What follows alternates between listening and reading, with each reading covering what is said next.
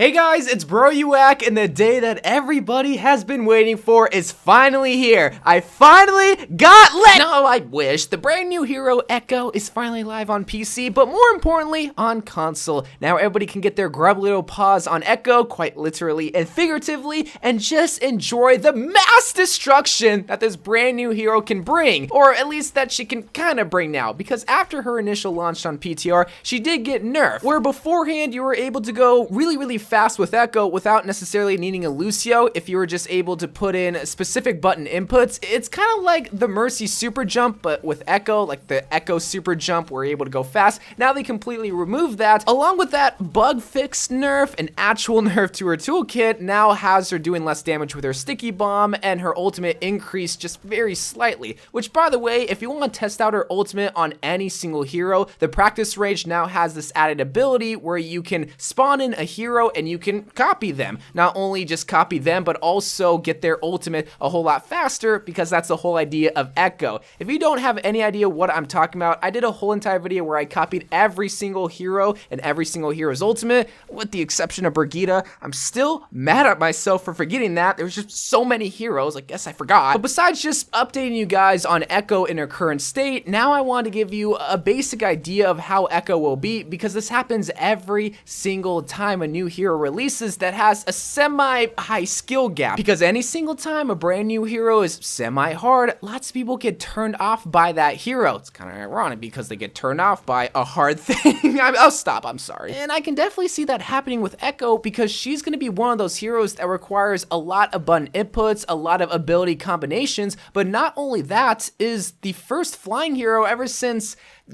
I don't think there's ever really been a flying hero added into Overwatch, with the exception of like Hammond and Doomfist, but those heroes don't necessarily fly. Echo actually stays in the sky, so that means not only do you have to worry about the X and the Y axis, but also the Z axis, where you're going to be moving diagonally, left and right, up and down. Like, you're going to be moving all over the map, meaning that your aim isn't going to be all that great, because you're adding more angles to your arsenal, which is a good thing. It just takes a little bit of time to get used to. Not only that, just finding out the right combinations of abilities to use with Echo is going to be something that's going to take a little bit shorter of time to get used to compared to flying around with her and actually shooting at heads, but just being able to hit your sticky bombs along with hitting a few dinks to the head and then beaming someone down to finish them is really the ideal ability combinations. You can maybe swap around the shooting them with your primary for fire and then sticky bombing them, but really you want to save your beam for the second half of the attack, because again, it doubles every single time you bring a hero down to 50%. So when you get into a fight, whether it's on a squishy hero or a tank, at first you might be tempted to use your beam because that ability is really easy and you can do damage, but you're not going to get the maximum amount of DPS, say after you dink them ahead and sticky bomb them, or vice versa, and then beam them down.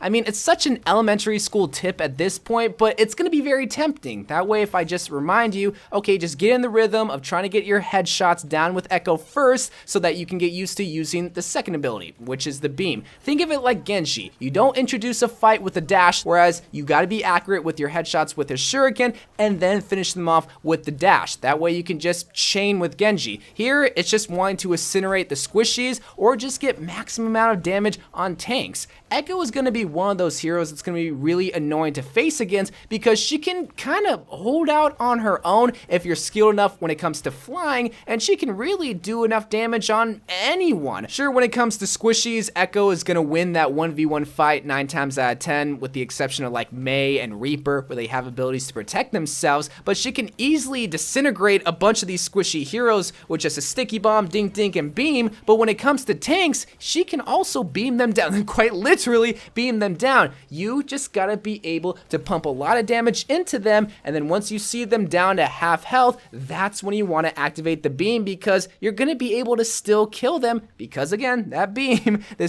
I just keep harping on the beam, but this is what's gonna separate the good Echoes from the great Echoes, is being able to recognize where the beam is gonna be prioritized the best. Is it on the tank, or do I want to get in a 1v1 situation? Sometimes you want to be able to take out that tank, or even take out that shield. A shield's half health pool can also double Echo's beam too, so there's always that. Echo's beam is going to be really easy to get the hang of, love, but it's really going to be her primary and sticky bombs that you're going to have to get used to first, which then can open the gates to her beam and then can actually open the gates to her full power potential. And that's why I really like Echo, because not everybody's going to be good with her because there's so many elements that you got to master before you can get the hang of Echo. And that's what I love about a new hero such as her. But I love you guys. Thank you guys for watching. Please let me know what you think about Echo, your initial thoughts, or your thoughts after you got to feel her, quite literally and figuratively. I'll see you guys later. I love you guys, and bye.